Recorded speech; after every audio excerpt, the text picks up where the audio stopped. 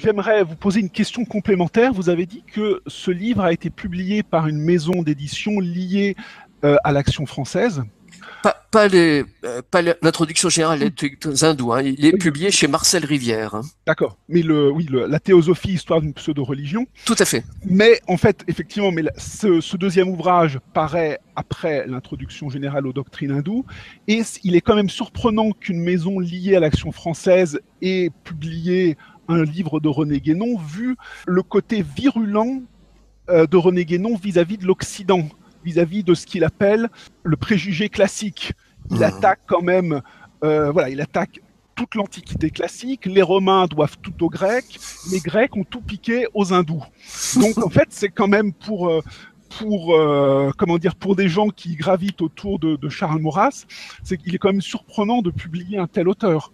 Mais pas tant que ça, parce que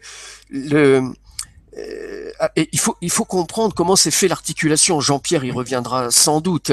Quand il rentre en Sorbonne, autour de Gaston Milliot, il fait la connaissance d'une jeune fille, Maryse Noël, qui deviendra Denis, qui deviendra épouse Boulet par la suite, qui est liée à tout le milieu néo-thomiste français de l'époque. Et c'est par le biais des amitiés de Marie-Noël Denis qu'il rencontre Jacques Maritain. Et ce qui va intéresser, on va dire, ceux qui sont en sympathie avec l'Action française, c'est sa critique de l'Occident décadent, c'est-à-dire les causes de la modernité en Occident en raison d'une mise à distance avec la tradition.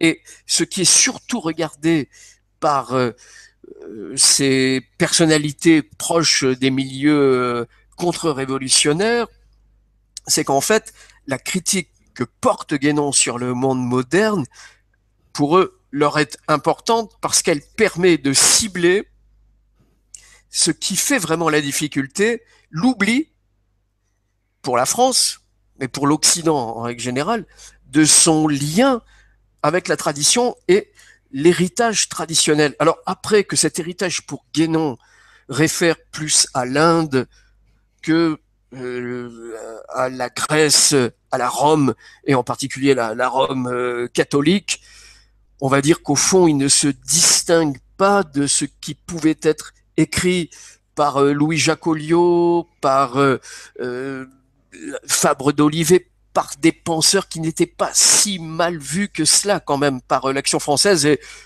en particulier l'un d'eux, Joseph de Maistre, qui avait déjà théorisé le fait que la religion a bien plus de 18 siècles. Alors, il écrivait au XVIIIe siècle, donc il fait évidemment référence au catholicisme, au christianisme. Elle naquit, il reprend un mot de Saint-Augustin, le jour où naquirent les jours.